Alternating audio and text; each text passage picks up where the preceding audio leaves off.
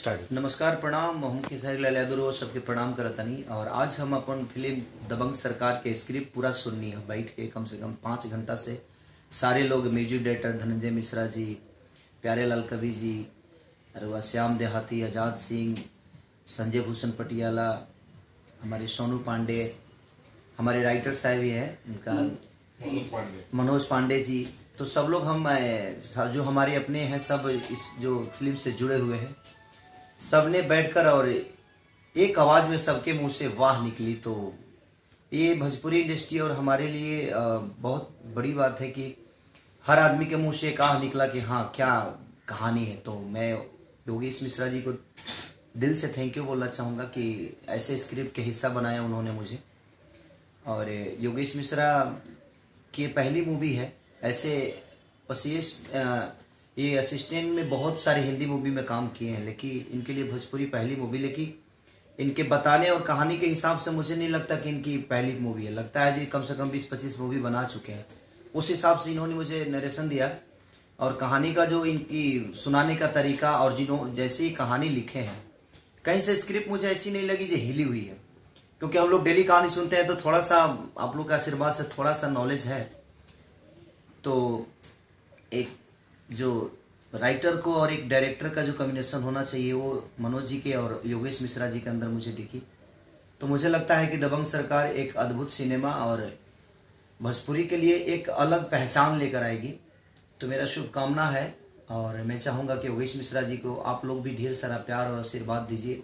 Audience जितनी भी हमारी है जो खेसारी लाल यादव को प्यार करती है, तो मैं चाहूँगा कि योगेश मिश्रा जैसे इंसान इस इंडस्ट्री में रहना चाहिए जो कि सिर्फ अपने काम के लिए सोचते हैं।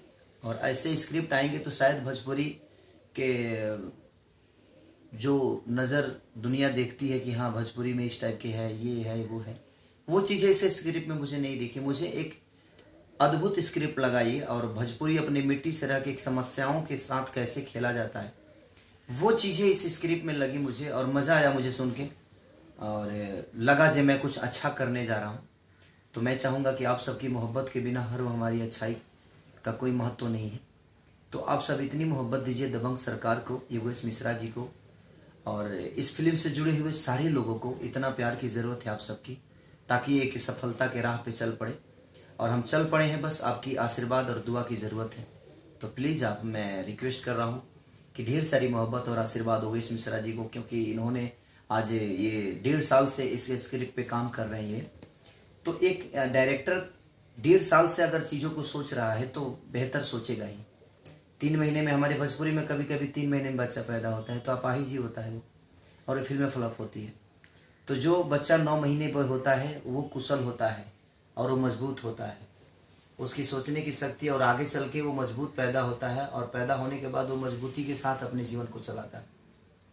लेकिन जो लड़का खुद ही 3 महीने पे पैदा हुआ है तो अपने भविष्य के बारे में और पूरे परिवार ही नुकसान में पड़ जाएगी। तो कहीं ना कहीं योगेश मिश्रा जी का ये सोच मुझे बहुत अच्छा लगा और कमाल की सोच है इनकी। तो दिल से थैंक यू योगेश मिश्रा जी को कि आपने इस कहानी को मेरे लायक सोचा और मुझे इसमें कास्ट किया। तो मैं दिल से थैंक यू बोल सकता हूँ कि आप ऐसे ही सोचिए। और शायद मैं चाहता हूँ कि हर सोच में मैं आपके खड़ा उतरूँ, जो भी आप मेरे लिए सोचेंगे। तो लव यू योगेश मिश्रा जी और पूरे ऑडियंस को प्रणाम। हम खेसारी लाल यादव सबके प्रणाम करतनी दबंग सरकार के तरफ से और योगेश मिश्रा जी के तरफ से और यहाँ के पूरा टीम के तरफ से रवा सबके ढेर सारा नया साल के बधाई, नया साल के मुबारक की रोल उनके जीवन ऐसे ही खुशहाल रहे, ताकि दबंग सरकार के टीम ऐसा ही ऊंचाई पर जाए और वह सबके प्यार मोहब्बत पाए। और ढेर सारा शुभकामना फिर से नया साल के, नया नव वर्ष मंगलमय हो। साथ में हमारे म्यूजिक डायरेक्टर और लिरिक्स राइटर की टीम भी थी। कहानी के एक एक पहलू को उन लोगों ने बड़ी बखूबी तरीके से सुना, अपने कुछ राय भी दिए। तो ये लगा कि हम लोगों की मेहनत सफल हुई और इस कहानी पे हम लोग पिछले 6 महीने से काम कर रहे हैं। योगेश जी ने जब पहली बार मुझे ये कॉन्सेप्ट, चूँकि योगेश जी का है, तो योगेश जी ने जब मुझे ये कॉन्सेप्ट नरेट किया था कि हम लोग इस सब्जेक्ट पे या इस कहानी पे हम लोग काम करेंगे, और उस कहानी को सुनने के बाद मुझे लगा कि कुछ तो है अच्छा करने का। और सबसे पहले मैं उनको धन्यवाद दूंगा कि उन्होंने मुझे इस काबिल समझा, और मुझे बड़ी खुशी है और मैं अपने आप को बहुत ही सौभाग्यशाली मानता हूँ कि मैं इस फिल्म का हिस्सा हूँ। और इस कहानी पे जब हम लोग एक क्रिएटिव लेवल पे जब डिस्कशन होता था, पूरी डायरेक्शन टीम होती थी, हम लोग एक एक सीन पे बात करते थे और उसके बाद उनके अपने पॉइंट ऑफ व्यू होते थे, मेरे अपने पॉइंट ऑफ व्यू होते थे, हमारी डायरेक्शन टीम के अपने पॉइंट ऑफ व्यू होते थे, और उन सबका निचोड़ एक जो डायरेक्टर का विज़न होता था, और उसके बाद वो बताते थे कि नहीं, आप लोगों की सोच और मेरी सोच पे ये सीन निकल के आ रही है। तो वहाँ पर प्रश्न चिन्ह लगाना हम लोगों के लिए कोई ज़रूरत ही नहीं रहती थी। तो इस कहानी को योगेश जी ने जिया है। मनोज जी, आपको क्या लगता है या आप क्या बताएंगे कि जब खेसारी जी ने ये स्टोरी का पूरा नरेशन आज सुना तो उनका क्या एक्सपीरियंस रहा, उनका क्या आउटलुक रहा, उनकी क्या सोच रही, कुछ उस बारे में आप बताइए कि खेसारी जी को कैसा लगा और उनके क्या एक्सपीरियंस है। खेसारी जी के एक्सपीरियंस की बात जहाँ तक बात करें तो वो कहानी सुनने के बाद उन्होंने ये कहा योगेश जी को कि भाई आपकी कहानी का स्क्रीन प्ले एकदम टाइट है, जहाँ पर कहीं पर भी कोई ऐसी गुंजाइश नहीं है कि ये सीन खराब है चाहे ये सीन खराब है। आपने इतनी तैयारियां की, और ये मैं पहले भी कई बार कह चुका हूँ और अभी भी कह रहा हूँ कि जिस तरह से हमारी भोजपुरी सिनेमा का जो जॉनर है वो मसाला है, और हिंदी फिल्मों का भी जॉनर मसाला है जो सबसे बड़ा हिट है। चाहे आप 70 से 90s का दौर देखिए जहाँ पर फिल्म इंडस्ट्री ने काफ़ी ग्रोथ किया था, और आज भी 100 CR की जितनी भी फिल्में हैं उनका सबका जॉनर मसाला है। तो यहाँ पर मैं यही कहूँगा कि हमारे डायरेक्टर भी पूरे के पूरे मसाला हैं, क्योंकि एडिटर वो हैं, एक्टर वो हैं, कलरिस्ट वो हैं, थिएटर उन्होंने किया है, और एक स्क्रिप्ट को लेके जो कमांड की बात होती है तो वो जो सारा एक्सपीरियंस, वो जो सारा निचोड़ वो स्क्रिप्ट पे होता है। हम राइटर्स को जब कभी कोई कॉन्सेप्ट डेवलप करने को दिया जाता है तो ये हमारा एक सोच होती है, क्योंकि हम उस कॉन्सेप्ट में बंधे हुए होते हैं कि हमको यहाँ तक सोचना है या इस लाइन पे लिखना ही है। लेकिन यहाँ पर योगेश जी ने मुझे पूरी आज़ादी दी थी कि आपको जो सोचना है आप सोचिए, आप लिखिए, फिर मैं देखूंगा उसमें क्या होता है। सर हम जानना चाहेंगे कि 2018 में क्या डायरेक्टर योगेश जी की ये इस फिल्म को जिस मेहनत से और जिस लगन से बनाया जा रहा है या इस पे जितना काम किया गया है और इस फिल्म के जितनी तैयारियां की गई हैं, मुझे लगता है कि निस्संदेह यह फिल्म 2018 की सबसे अच्छी और सबसे सफलतम फिल्म होगी, क्योंकि उसके पीछे की वो मेहनत है। समर जी, सुनने में आया है कि दबंग सरकार में एक आप बहुत अहम भूमिका निभा रहे हैं, एक अहम किरदार निभा रहे हैं, तो आपका क्या सफ़र रहा, आपका क्या एक्सपीरियंस रहा जब आपको डायरेक्टर मिले और आपने पहली बार उनसे उस रोल के बारे में, उस अहम किरदार के बारे में सुना, और जब आप कैसे डायरेक्टर योगेश राज को जानते हैं या क्या उनके बारे में कहना चाहेंगे? सबसे पहले तो समर चतुर्वेदी की तरफ से आप सबको नव वर्ष की हार्दिक शुभकामनाएं। नव वर्ष आपके लिए मंगलकारी हो, आप सब स्वस्थ रहें, मस्त रहें और व्यस्त रहें। योगेश को मैं पिछले 15-16 साल से जानता हूं। मैं और योगेश इसलिए बोल रहा हूं क्योंकि वो मेरे बहुत करीबी और दोस्त छोटे भाई हैं।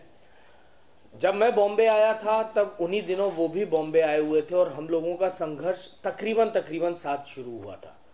मैं भोजपुरी सिनेमा करने लगा और वो अपना संघर्ष जारी रखे। फिर कहीं ना कहीं पारिवारिक कारणों के कारण वो वापस लखनऊ चले गए। फिर वो जब आए तो एक कलाकार का विस्तार हुआ निर्देशक के रूप में। अगस्त 2017 को वो आए और आके उन्होंने फ़ोन किया कि मैं फलाना होटल में ठहरा हूँ भैया और आके मुझसे मिलिए। मैं जाके मिला, उन्होंने मिले, बहुत सालों बाद मिले थे, गले मिले, गिले शिकवे हुए। फिर उसके बाद उन्होंने एक 1 लाइन कहानी सुनाई। मैंने कहा बहुत अच्छी यार। बोले बस आपका छोटा भाई डायरेक्ट कर रहा है। अंदर से खुशी भी हुई, एक सडनली नीचे पैरों के नीचे भूकंप सा भी आया कि एकदम से ये क्यों। तो बोले क्यों, कुछ दिक्कत है क्या? मैंने कहा नहीं दिक्कत नहीं है, पर चलिए अच्छा है, एक कलाकार का विस्तार निर्देशक के रूप में हो रहा है, इससे अच्छी और क्या बात होगी, पर आप कर पाएंगे? बोले आपको मेरे पे भरोसा नहीं है। मैंने कहा भाई भरोसा अपने आप से ज़्यादा आप पे है, पर चलिए अच्छी बात है। तो उन्होंने कहानी जो सुनाई, उस कहानी में एक किरदार था। उन्होंने कहा ये किरदार आपको करना है। तो मैं अपने आप को बहुत सौभाग्यशाली मानता हूँ कि मुझे इस लायक समझा कि हाँ मैं आपको ये किरदार दे रहा हूँ और आप ये किरदार करिए, तो मेरे लिए एक चुनौती भी है, मेरे लिए एक जिम्मेदारी भी है कि मेरे भाई जो अब कैप्टन ऑफ द शिप हैं, मतलब आप यही कह सकते हैं कि धोनी की, विराट कोहली की कैप्टनसी में खेलेगा, तो अब योगेश कैप्टन है और वो जैसा बताएंगे मुझे उनका ऑर्डर मानना है और करना है। तो समर जी, जब आप योगेश जी से एज अ डायरेक्टर सामने मिले, जो योगेश जी आपको पता चला कि योगेश जी जो हैं वो डायरेक्शन में जा रहे हैं और उनके बारे में काफ़ी कुछ आप जानते थे, तो क्या लगा, ऐसा डिफरेंस, क्या अंतर ऐसा लगा जो आपको इस चीज़ के लिए बताने के लिए मजबूर करता है कि ऐसा क्या अंतर लगा जो और डायरेक्टरों में आपने नहीं देखा? देखिए, सबसे पहला अंतर तो यही है कि मैं उनको बहुत अच्छे से जानता हूँ, बहुत कंफर्ट जोन है, उनके पास एक समग्र जानकारी है क्योंकि वो बहुत सालों तक एडिटर रहे, तो उनको पता है कि चीज़ कहाँ से कितने तक लेनी है और कितने पे कट हो जानी है। प्लस उनका खुद का एक अपना क्रिएटर लैब है जो उन्होंने लखनऊ में खोला है, जिसके वो खुद ओनर है। आर्टिस्ट हैं, कलाकार हैं, तो कलाकार की संवेदनाएं पकड़ना उन्हें बहुत अच्छे से आता है। बिहाइंड द कैमरा चीज़ें उनको पता है, तो सिर्फ फ्रेमिंग करके चीज़ों को सजाना ही है, इम्प्लीमेंट ही करना है। तो मतलब ये मैं कह सकता हूं कि, इसलिए नहीं कह रहा कि मैं बायस होकर ये कहूं कि मैं योगेश जी को बहुत अच्छे से जानता हूं, कहीं ना कहीं आदमी अपनी एक संपूर्ण तैयारी के साथ उतरा है कि एक कलाकार भी जब एक कैरेक्टर को जीने जाता है तो वो अपनी पूरी तैयारी के साथ उतरता है। जैसे मैंने सुना है कि इस फिल्म के जो हीरो हैं हमारे प्यारे केसारी लाल जी, वो अपनी फिजिक पे बहुत मेहनत कर रहे हैं इस फिल्म के लिए। तो जब एक कलाकार की तैयारी होती है तो निर्देशक तो पूरा सिनेमा, पूरा कैनवास देखता है, तो वो कैप्टन बनना आसान नहीं है। सिर्फ एक्शन कट नहीं बोलना है, आपको एक निर्देशक के रूप में आपके सिनेमा के छोटे से छोटे और बड़े से बड़े हर कैरेक्टर को जीना है। तो मुझे लगता है कि योगेश जी ने वो तैयारी, उनकी आंखों के अंदर वो आग, वो जुनून, वो पैशन है, और मैं बिल्कुल स्वागत करता हूं खुले दिल से कि चलिए हमारी जनरेशन का कोई नया बंदा आ रहा है, काम कर रहा है, सोच बदल रही है, देश बदल रहा है, तो प्लीज अब सिनेमा भी बदलेगा और अच्छा सिनेमा आएगा जो शायद लोगों को सिर्फ मनोरंजन और सिर्फ मनोरंजन देगा। तो हाँ, योगेश जी अपनी पूरी तैयारी, अपने पूरे समर्पण और अपने पूरे जज्बे के साथ इस दबंग सरकार सिनेमा में आ रहे हैं। समर जी, आपने 2017 जुलाई में उनसे मिले थे, अब तक तो आपको पूरी स्टोरी और सब कुछ बता दिया गया है। आपको क्या लग रहा है कि जो दबंग सरकार है वो कितना और पिक्चरों से कितनी डिफरेंस है या कितना अलग है, आपको क्या लग रहा है? तो आप पूरी स्टोरी के बारे में जान चुके होंगे। देखिए, एक निर्देशक जो होता है वो कहीं ना कहीं बहुत अच्छा कथाकार होता है। वो स्टोरी को कैसे नरेट कर रहा है या लोगों को कैसे बता रहा है। ये कहानी अगर देखने जाएं सतही तौर पे तो बहुत आम सी कहानी है, लेकिन उस कहानी के अंदर, जैसे अभी तक आपने जितनी भी रोमांटिक कहानियां देखी होंगी, उसके अंत दो ही होते हैं, या तो अंत में मिलन हो जाता है या अंत में बिछो होता है। ये कहानी सतही तौर पे देखने पे लगता है कि नहीं यार, सिंपल सी कहानी है, लेकिन उसके अंदर इतना ताना बाना बुना गया है, इतने, मैं ये कह सकता हूं कि मसाले डाले गए हैं, इतने नए एंगल हैं कि जो दर्शकों को कहीं ना कहीं बांध के रखते हैं। कहानी मैंने पूरी सुनी, वन लाइन सुनने के बाद और कहानी पूरी अब सुनने के बाद मुझे ज़मीन आसमान का फ़र्क लगा। मैंने खुद कहा कि यार, ये जो सुनाई थी उसके बाद इन 6-4 महीनों में जो डेवलपमेंट हुआ है वो तो बहुत तगड़ा हुआ है और चीज़ें, कहानी एकदम से बदल गई हैं। तो हाँ, ये चीज़ें होती हैं कि मैं ये नहीं कहूँगा कि अलग सिनेमा है, लेकिन हाँ ये ज़रूर कहूँगा कि दबंग सरकार बेहतर सिनेमा है, और जिन लोगों को बेहतर की उम्मीद है उस कसौटी पर ये ज़रूर उतरेगी और लोगों का प्यार मिलेगा। अब तक केसारी जी की भी ज़िंदगी में मैंने जितना उनको फॉलो किया है या जितना साथ में उनके काम किया है, ऐसा कुछ सिनेमा नहीं आया है। तो हाँ, ये हम सब के लिए एक अच्छा है कि एक अच्छा सिनेमा बन रहा है, और मैं अपने आप को गौरवान्वित महसूस करता हूँ कि मैं इस फिल्म का हिस्सा हूँ। सर, नए साल पे आपको जो फिल्म का तोहफा मिला है, आपको तो मिल गया, आपके चाहने वालों को आप क्या तोहफा देंगे? 2018 में तमाम उन सारे अपने चाहने वाले और दर्शकों के लिए ऊपर वाले से यही प्रार्थना करता हूं कि 2018 उनके लिए बहुत मंगलकारी, स्वस्थकारी और आनंदकारी हो। मस्त रहें, व्यस्त रहें और स्वस्थ रहें। प्रणाम। आज आप नरेशन के लिए गए थे, योगेश साहब क्या कहेंगे? खेसारी जी के साथ बैठकर आपकी 5 घंटे मीटिंग रही, इसके बारे में मैं बहुत पहली चीज़ तो मैं बहुत खुश हूँ इस बात को लेके कि जैसा मैंने सुना था और जैसा मैंने सोच के रखा हुआ था कि ऐसा होगा और ऐसा होगा, एग्जैक्ट वैसा ही हुआ। और जो भी चीज़ें थी मुझे बहुत अच्छी लगी, क्योंकि खेसारी जी ने जैसा मैंने सोचा था वैसा ही हुआ। मेरी सोच ये थी कि जब मैं खेसारी जी को पूरी फिल्म नरेट कर रहा हूँगा तो उनका इंटरेस्ट बढ़ता चला जाएगा, और एग्जैक्ट वैसा ही हुआ। शुरुआत में खेसारी जी ने कहा आइए बैठते हैं, तो मुझे लगा हो सकता है भाई के पास टाइम कम है और उनको अर्जेंट जाना भी है, तो मुझे लगा कि हो सकता है घंटे 2 घंटे में हमको स्टोरी ख़त्म करनी पड़े। तो मैंने खेसारी जी से पूछा कि भैया आप कैसी नरेशन चाहते हैं, स्टोरी बेस में आपको नरेशन दूं या फिर आप स्क्रीन प्ले सुनना चाहते हैं? तो उन्होंने कहा योगेश जी आप जो है निश्चिंत होकर बैठिए और मैं पूरी फिल्म का एक एक लाइन और नरेशन, स्क्रीन प्ले सब सुनना चाहूँगा। देन मेरा कॉन्फिडेंस और बढ़ गया। जैसे ही मैंने नरेशन शुरू किया, खेसारी जी के अंदर एक एनर्जी आई। उस एनर्जी को देख कर मेरे अंदर भी एनर्जी आ गई, और मैं अगर 100% पे काम कर रहा था तो अपने आप 200% का जो एनर्जी होता है फ्लो मेरे अंदर आ गया। जैसे ही मैंने स्टोरी पे आगे बढ़ रहा था, खेसारी जी का इंटरेस्ट डेवलप होता जा रहा था। तो मुझे लग रहा था कि यार मैंने जो 8 महीने 10 महीने मेहनत करी हुई है, आज वो सफलता की ओर बढ़ती हुई दिखाई पड़ रही है।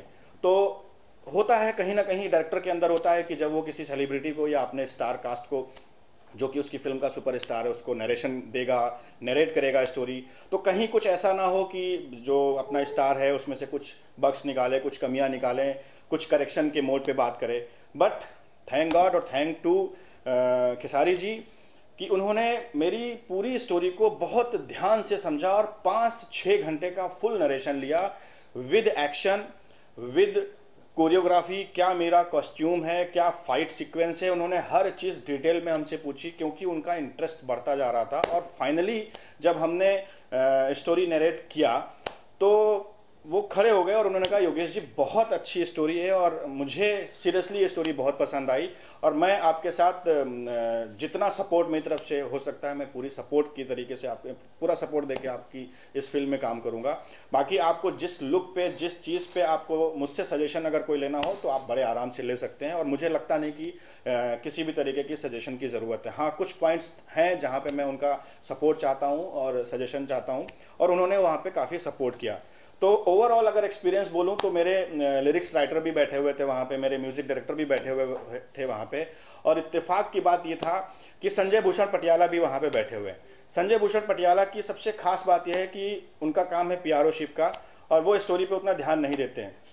तो मेरे लिए वो संजय भूषण पटियाला जो हैं वो एक कॉमन ऑडियंस की तरीके से मैं उनको लेके गया था। मैंने कहा भाई बैठो, आप देखो एक बार। तो उन्होंने शुरुआत में कहा था कि सर मैं स्टोरी में क्या बैठूंगा, मेरा स्टोरी में क्या काम।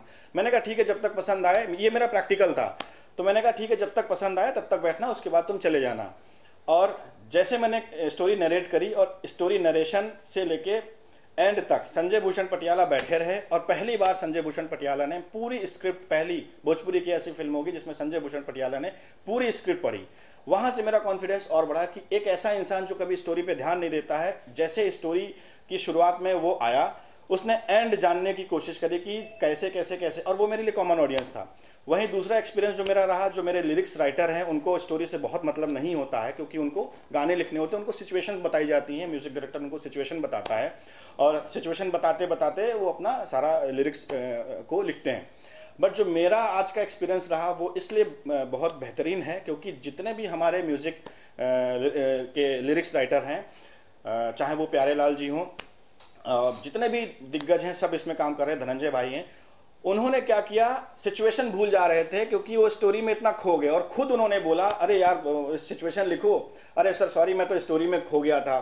तो वो भी मेरा एक अच्छा एक्सपीरियंस रहा कि हाँ ठीक है, मेरे पास कॉमन ऑडियंस बैठा हुआ था और वो भी एक अच्छा रिस्पांस दे रहा था, तो मेरा कॉन्फिडेंस और बढ़ गया।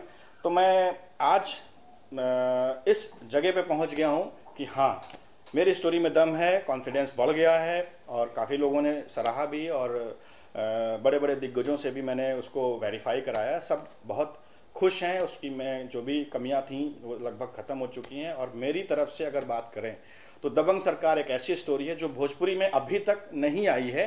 सिनेमा बदलेगा नहीं बदलेगा ये एक अलग बात है, बट हाँ एक बेहतर सिनेमा, एक अच्छी स्टोरी लेके आ रहा हूँ, फिल्म बना रहा हूँ, निर्देशन कर रहा हूँ और आज मैं बहुत खुश हूँ। और मैं खेसारी जी को फिर से धन्यवाद देना चाहता हूँ कि उन्होंने मेरे जैसे नए डायरेक्टर को इतना टाइम देकर और स्टोरी पे पूरा ध्यान देकर पूरी स्टोरी सुनी। आखिरी सवाल आपसे ये है कि दबंग सरकार, सुना है सलमान खान की फिल्म दबंग 2 के आगे की कहानी? देखिए सलमान खान जी तो बहुत बहुत बड़े सेलिब्रिटी है, बहुत बड़ी सेलिब्रिटी हैं, मैं उनकी बहुत रिस्पेक्ट करता हूँ। देखिए स्टोरी जो होती हैं वो कहीं ना कहीं कुछ मेरे में होगा, कुछ उनके में होगा, कुछ उनके में होगा। दबंग 2, दबंग फर्स्ट बहुत अच्छी स्टोरी थी, बट मैं ये कहना चाहता हूँ कि जो मेरी दबंग सरकार है वो थोड़ा सा सलमान खान जी की जो फिल्म दबंग है उससे अलग है। हाँ इंस्पायर हो सकती है, उनकी कुछ चीज़ें मुझे बहुत अच्छी लगती हैं, जो गेटअप उन्होंने किया था वो सब चीज़ें हो सकती है, क्योंकि मैं एक निर्देशक हूँ, मैं अपने एक्सपीरियंसेस इधर उधर से ही लेता है। जो भी निर्देशक होता है वो अपने एक्सपीरियंसेस इधर उधर से लेता है, तो मैं अपने एक्सपीरियंसेस जितने भी हैं वो मैं उनकी फिल्म से ले सकता हूं, बट स्टोरी मेरी बिल्कुल भी मैच नहीं करती और ना तो 3 का पार्ट है ना 2 का पार्ट है। मेरी स्टोरी इंडिपेंडेंट अपनी एक स्टोरी है और इस स्टोरी का किसी की भी स्टोरी से कोई भी कहीं पे भी ना तो कंपटीशन है और ना कोई भी किसी भी जगह पे बिल्कुल भी मतलब इक्वल नहीं है। तो हम ये देखने को मिलेगा खेसारी जी सलमान खान के डिज़ाइन में आएंगे? नहीं, बिल्कुल खेसारी जी सलमान खान जी के डिज़ाइन पे नहीं आएंगे। सलमान खान जी अलग हैं, उनका टेक्सचर, उनका लुक अलग है, हमारे खेसारी भाई का टेक्सचर लुक अलग है।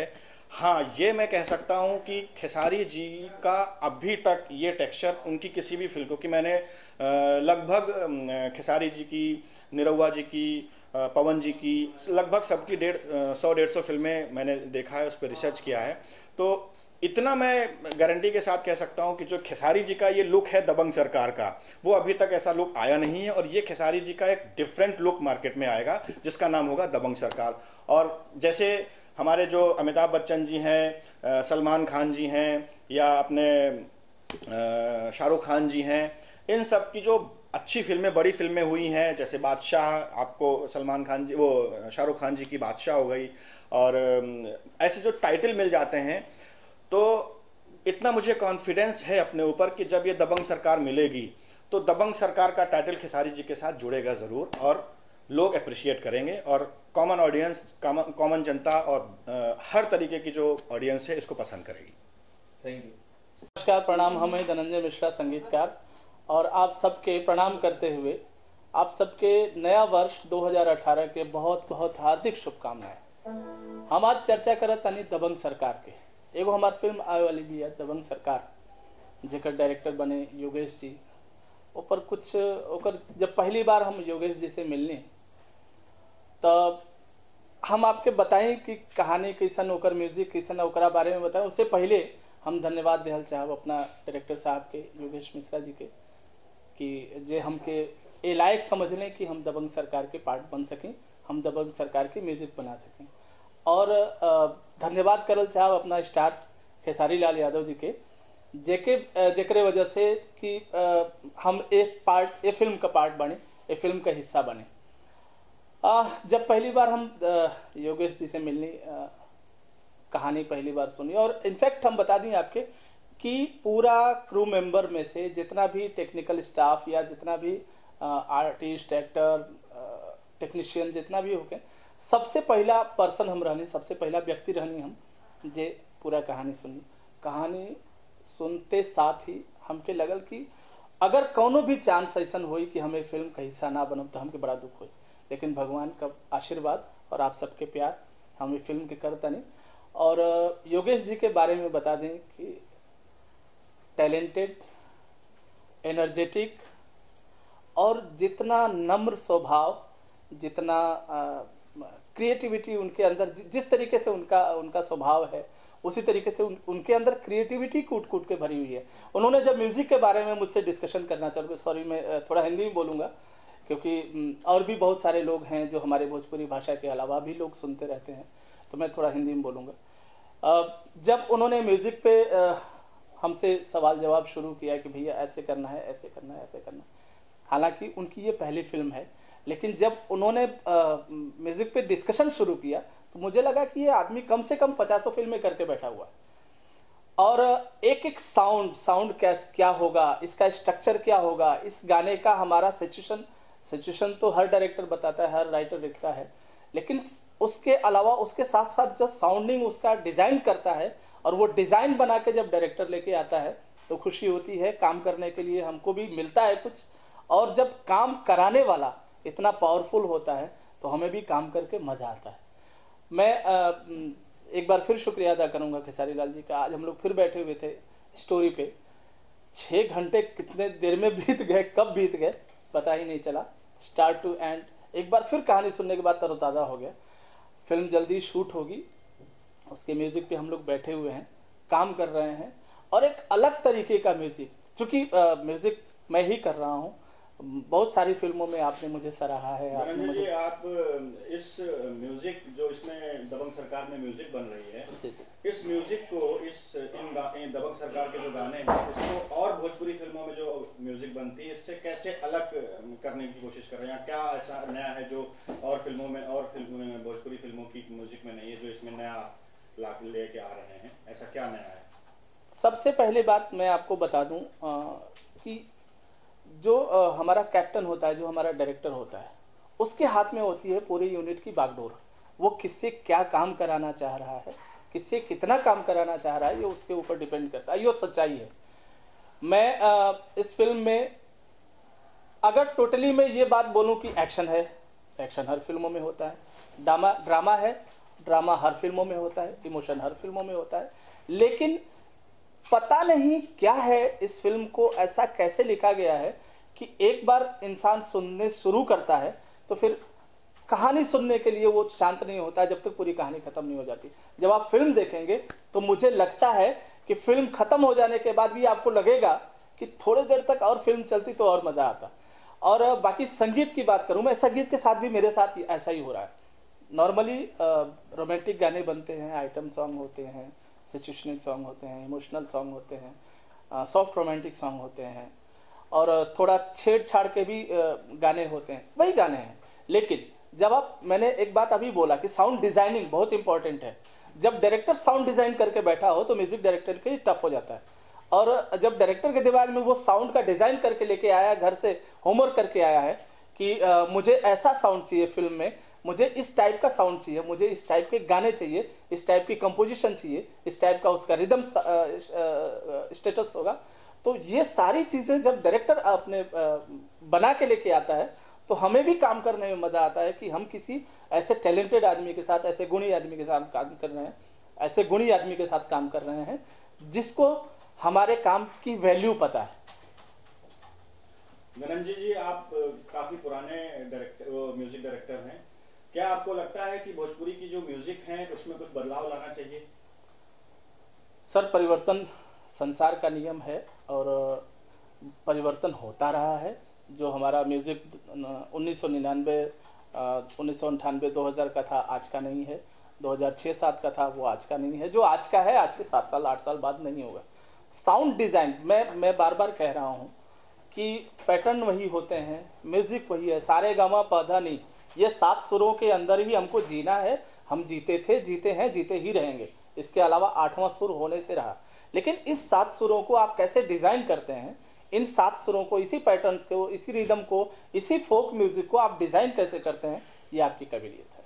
धनंजय जी, आपकी म्यूजिक में लिरिक्स राइटर कौन कौन होंगे, उनके बारे में कुछ बताइए। और जब उनको आपने इस फिल्म के बारे में, कुछ कहानी के बारे में बताया तो उनका क्या एक्सपीरियंस रहा? मैं संजोग से आज ही हम लोग बैठे हुए थे हमारे पूरी यूनिट के साथ, जो मेरी म्यूज़िक डायरेक्टर की जो यूनिट होती है, मतलब संगीतकार और हमारे गीतकार। मैं आपको उनका नाम बता दूं, प्यारे लाल कवि जी बहुत ही मजे हुए गीतकार, बहुत ही शोहरत वाले गीतकार।